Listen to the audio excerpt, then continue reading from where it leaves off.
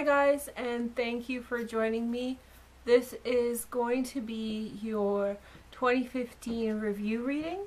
I know it's coming in the mid of January, end of January. However, I think that it's still going to provide you guys with all the questions that you have. So answer all the questions that you have for the month. I'm reading with the Alexander Daniloff Tarot deck, and I'm using only the trumps from his deck. But the deck with the lower arcana, which is all 78 cards, I am selling on my website, and you can get the link below. I believe this deck is one of the best decks out there, and that's why I chose it. So, without further ado, let's begin your reading. Well, it has come to this. Virgos, my friends, my sisters, my brothers, I am reading for 2015 for you, and this is part 1 of the reading. And then there's going to be part 2, so watch out for that at the end. Thank you so much for supporting me in 2014. Make sure to like, subscribe, share the video, and click through to my sponsors down below. That will help me and my channel grow, so that's great. Thank you so much again. So let's begin the reading. It's a long one, so I'm trying to get on it really quick. There we go. Okay. Well, I already know, because I'm a Virgo. That's why I'm saying all this stuff about brothers, sisters, whatnot. And remember, I'm laying out all the cards. So if you see, when you see the negative cards, such as the devil here, come up, then that means that it just means what it is. It has to show up somewhere, so that's where it's going to be. And then we're going to put it into context of new relationships. Okay. Huh. Alright. Well, I think that there's a transition here from a position of insight to a maternal position. So many of you female Virgos may find yourself becoming quite motherly through this year. The outcome for that is the Hermit, which is Virgo.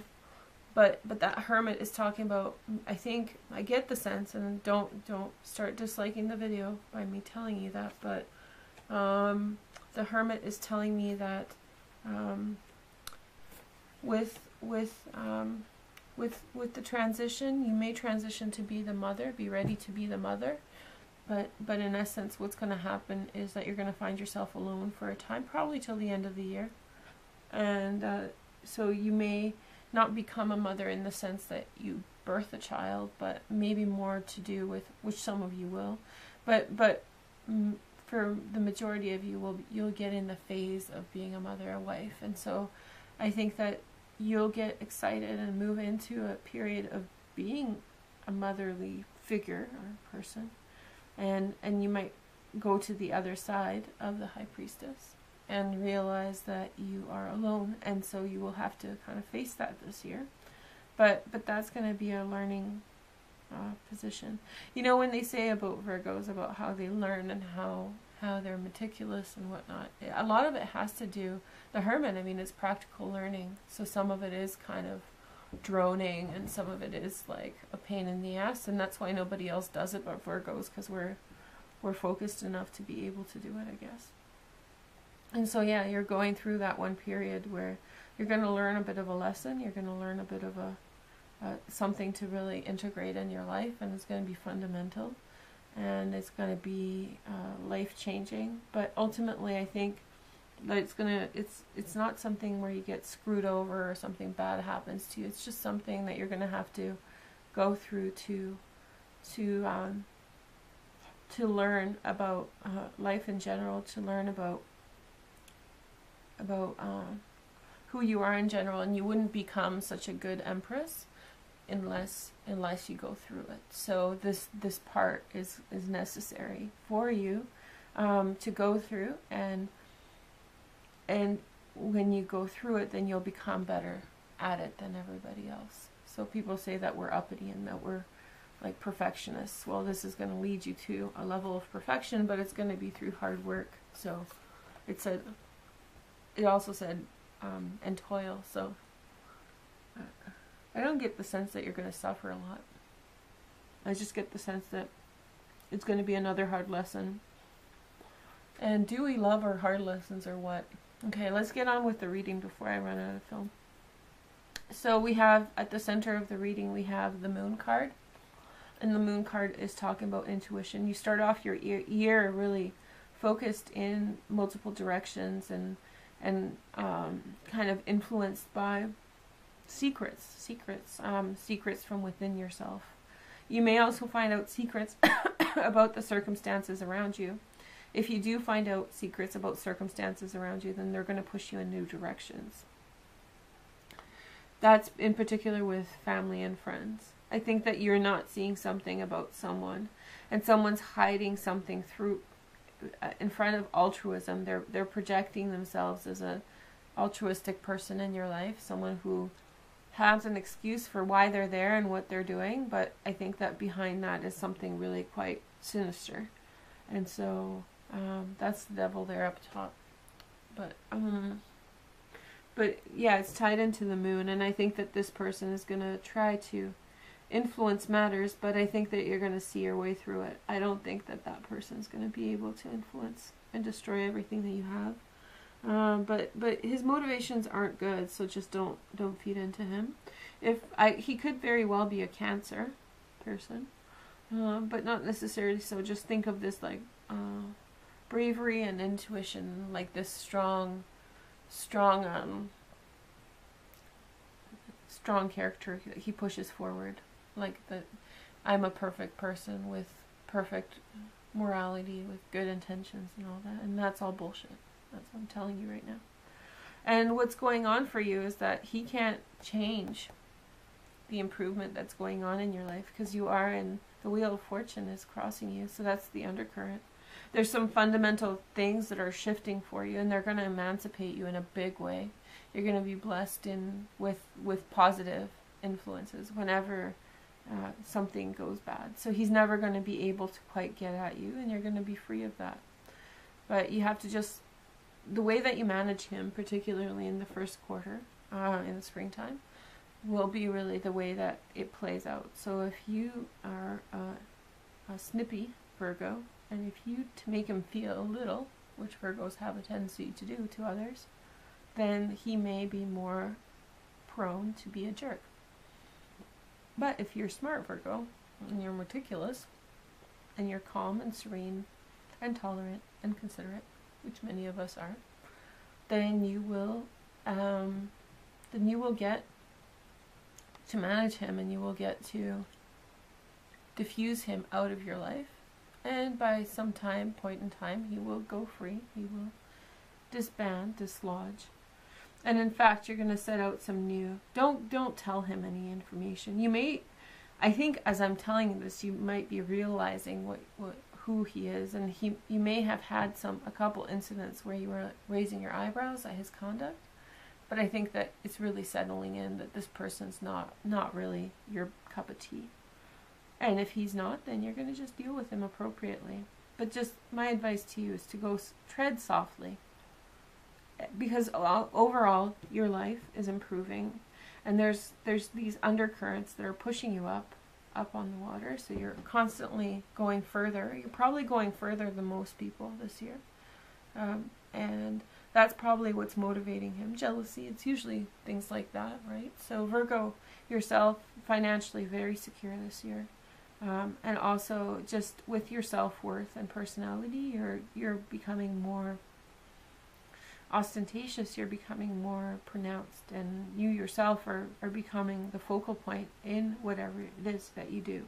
So it's just that one situation, one circumstance, and the less that you allow it to rule you, the less that you let it pester. And it's probably happening in the first quarter, and after the first quarter it kind of leaves, but it's the implication that I'm worried about. That's why I keep on talking about it. But yeah, trust your intuition. Don't go against your intuition about this one. This one it's darker than what you think. So, but let's talk about it directly, because I've been talking around about this. I've done your reading so far a bit different than the other ones, because I try to be really specific, because people like to know the cards, but essentially a reading doesn't flow just like that. You can just kind of read all over the place. But I try to be a little bit more direct, because people, especially people who are learning, like to see us do it so that they can learn themselves, and that's awesome. So that's how I learned. I actually learned more from people, from really good readers that I know, and so a lot of books, a lot of reading, but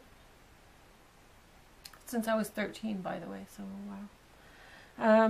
So here we go. So it's all about this person. He could be a Capricorn too, but I get the sense that at the heart of it all, he is a nasty individual, someone who doesn't have too much to their character. He could be a woman. Maybe I'm reading this as a man because I know who it is for me. So, but he could be a woman, in which case, just this shallow nature. He could actually present a deep nature. I had a friend last year who had a very tumultuous breakup with her husband, who would always present himself as extremely deep. But when you just knocked on his shell a little bit, he would fracture and fall apart into nothing. And so essentially, you will see in this interaction, you can probe him a little bit.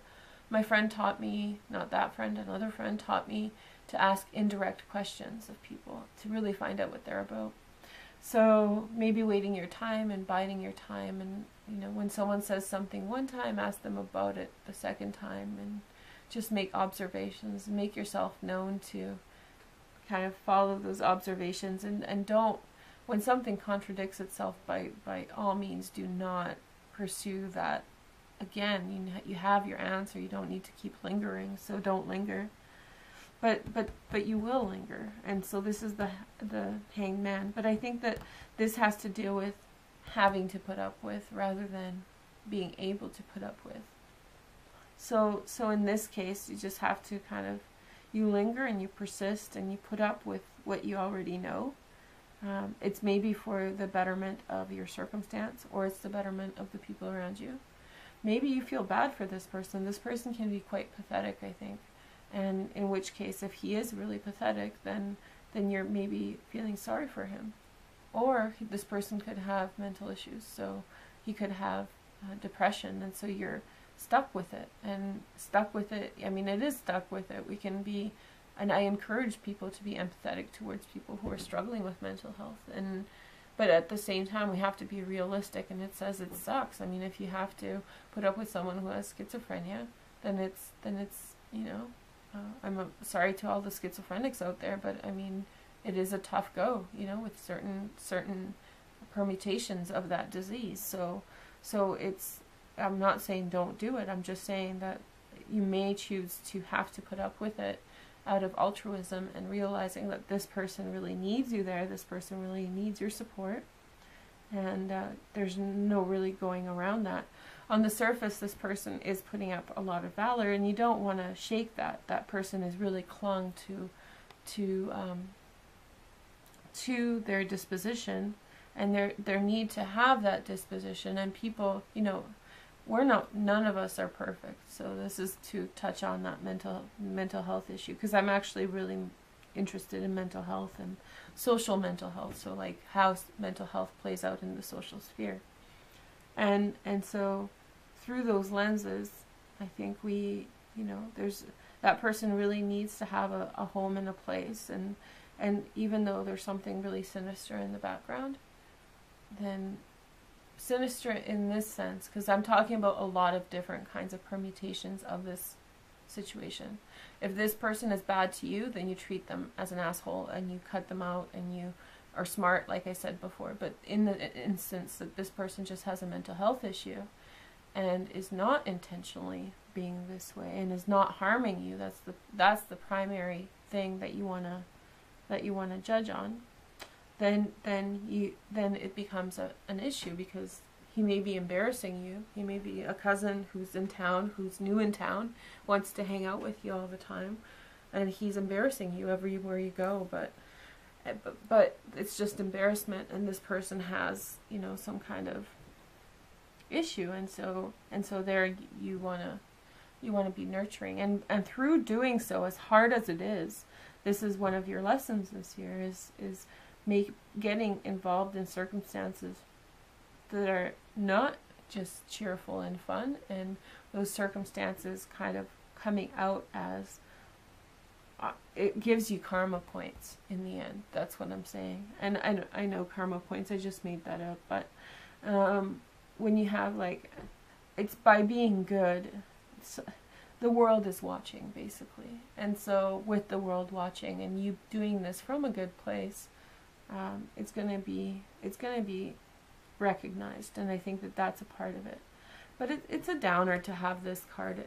Also, regarding friends and family, be careful this year of partying too much with your friends, particularly drugs and drinking. Not such a good idea. Your friends and family may be going through a new transition, so you're going in a new direction with this aspect. So when you're going out drinking with them, you're saying stuff that's compromising, you're talking more, you're thinking more, whatever. And in essence, these people have more ammunition for you. So if those relationships are no longer positive for you, then you're creating a hole for yourself. So you don't want to get in a situation where you're too relaxed, too trusting, because it's not a place to be. And you will start off in new directions with friends and family, which we'll talk about in part 2. But yeah, so just don't leave yourself vulnerable, but be kind and compassionate to those poor souls who are suffering and who are struggling themselves. Particularly if this person has also drug and alcohol issues, because he could be coming up as Mr. Fun Guy, and in essence, this person doesn't know how to stop drinking or has a drug issue. If people with drug and alcohol issues, I mean, with, again, all due respect to, I think we're all addicted to something, but particularly substances like that, people who are using, you have to really realize that, and they'll tell you themselves if they're healthy, that you start at some point interacting with the disease and not the person. And so no matter how wonderful the person is, and I do believe that people who have those disorders are often the most sensitive, lovely people, and that's why it's so hard, and they self-medicate through those narcotics. But in dealing with those people, I think that I don't think it's doing you a service. I think being polite and really understanding that they're in a pickle, and that being understanding and compassionate is one thing, but really letting it affect you is another, and you need to really draw some boundaries there. So don't put up with people who are using or abusing drugs and alcohol, because it's not going to lead to good things for you. It's going to suck you in, and it's going to make you sick, and then you're going to have an extra thing to deal with this year, and you have enough already. So just kind of know how to place that. Don't axe them out of your life, because hopefully they'll get better, but don't realize that at some point these people are not the friends that you had. They're the people that are now sick, very sick. And that the problem with that disease is that it's social and it affects the people around them. So, support them in sobriety, in other words. And so in the undercurrent of the situation is the Hierophant. So the general undercurrent, and look at this, masculine, masculine, masculine card. A big masculine undercurrent. There is a fundamental shift in what's going on. The Hierophant is telling you that there's a chance for you to start setting up education for yourself again, or maybe really turning to religion again is important. And this really has to do with establishing a world order and really being pragmatic about things. So in combination, these cards are very powerful and very prosperous. And I think that this has a lot to do with this card here in the center. So you're shifting your gears and you're going into work mode in a big time. Work mode, establishment mode, establishing your community, establishing your kingdom. And don't rest on your laurels with this, because this combination is badass. It's really good. It's really powerful, and you can gain a lot by really milking it. And I think you've gone through these heavily feminine periods, particularly last year, where females were really important in the feminine aspect of things. And I think that this is going to really build you up to strong. And learn really technical stuff this year. Really apply yourself and interact with these structures, and they're going to really lift you up. And it's kind of like the no game, very serious, very in touch with religion, industry, and then creativity. And so really channeling that energy to be able to manifest stuff. And we're going to see in part 2 how that creates a world order. It's actually, I think, now that I look at the cards more, I think you are actually going to transition from the High Priestess, which we're about to talk about, to the Empress, what we're going to talk about in part 2. And as you become the Empress and you get more powerful and more established in whatever it is that you're taking on, and you probably should have taken on something already. If you haven't, then hustle at the beginning of the year and establish a trajectory, a goal for yourself, because it's really important that you're on a path, particularly at the end of first quarter. So once you're there you're going to consolidate your power, and consolidating power is going to be really empowering, but it's going to leave you kind of to your own devices. You're going to have to kind of take the responsibility and the brunt of that. So, yep, let's look at the past, how that affects you. I think that you have some insights that are gained from a previous relationship, maybe with a Gemini, maybe with an Aquarian. Not necessarily so, obviously there's lots of Virgos, but there is an insight about the destiny of a relationship. And so the outcome of the relationship had matured and had set out its course, and you reflect back on that.